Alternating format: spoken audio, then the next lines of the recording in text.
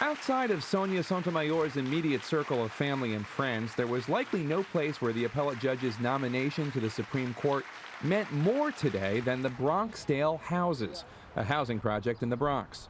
It was here where Sotomayor, diagnosed a diabetic at age 8, lost her father a year later, and here where she and her brother were raised by their suddenly single mom.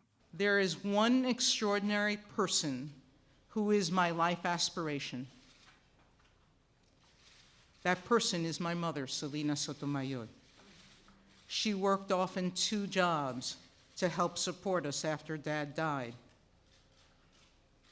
I have often said that I am all I am because of her, and I am only half the woman she is. Today, the Bronx applauded one of their own. I'm very proud of her, even though I don't remember her or know her, but I'm feeling something for her. Kids can believe that they can be anything they want to be. You can come out of a poor neighborhood and advance and make something out of yourself. And that's a wonderful thing. Sotomayor's remarkable journey from the Bronx to possibly the highest court in the land also went through New Jersey, through Princeton University, though it was not without struggle for the freshman whose first language was Spanish, a problem she discussed in a video for the Law School Admission Council. I had a real deficiency in writing, and much of it was attributable to the fact that I had spoken Spanish before I spoke English. And my written English was very complicated, and I needed to simplify it.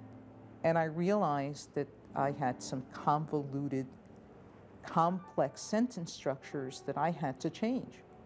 She graduated summa cum laude from Princeton and served as an editor on the Yale Law Journal. Incredible. It was a career, and it didn't take any great response on my part to know this is somebody I wanted in the office. Her former boss, legendary Manhattan District Attorney Robert Morgenthau, hired Sotomayor right out of law school. Judges used to try to intimidate young assistants to accept pleas that were less than fair, and nobody ever intimidated Sonia Sotomayor. President Obama today pointed out that Sotomayor has more experience on the federal bench than any Supreme Court nominee in generations, having been named to the bench in 1992 by President George H.W. Bush and appointed to the appellate court in 1998 by President Clinton. Mr. Obama made it clear that in addition to wisdom and experience, he was looking for a nominee with empathy. It is experience that can give a person a common touch and a sense of compassion, an understanding of how the world works and how ordinary people live.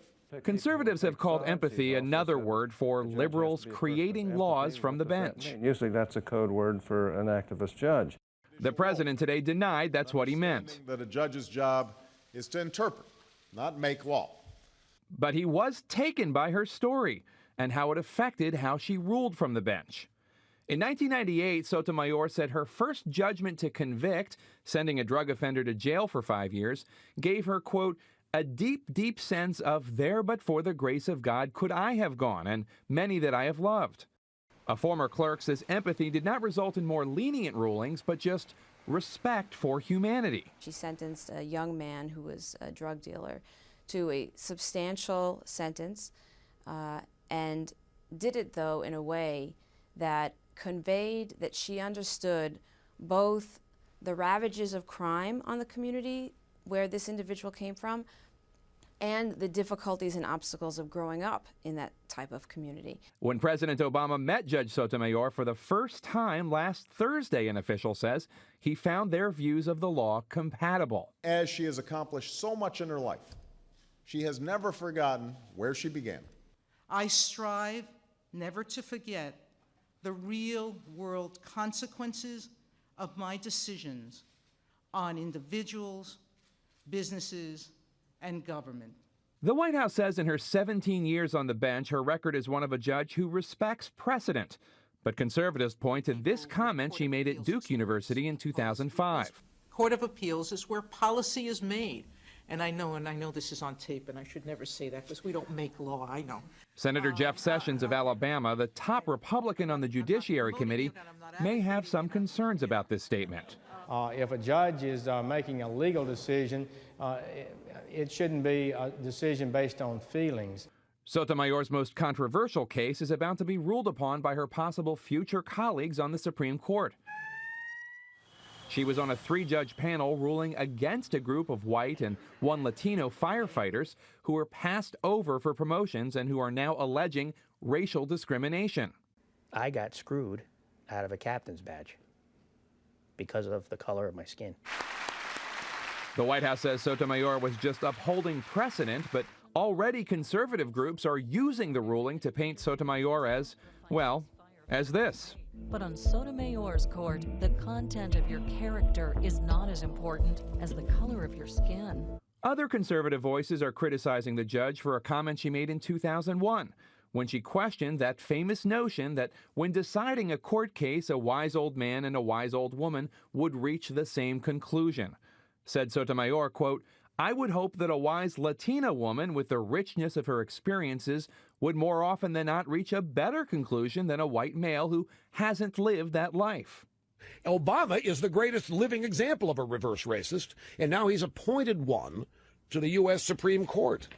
Former Arkansas Governor Mike Huckabee said the pic shows, quote, that President Obama's campaign promises to be a centrist and think in a bipartisan way were mere rhetoric.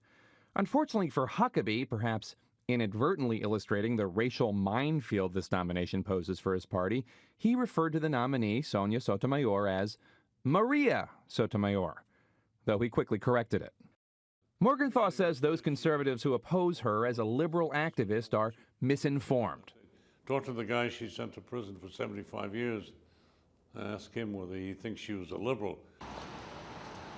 Except in the vaguest terms, making a nod to the historic nature of her nomination, the White House won't touch the issue of her race in terms of how being the first Latina Supreme Court nominee will affect her confirmation chances. But the racial politics are there and unmistakable.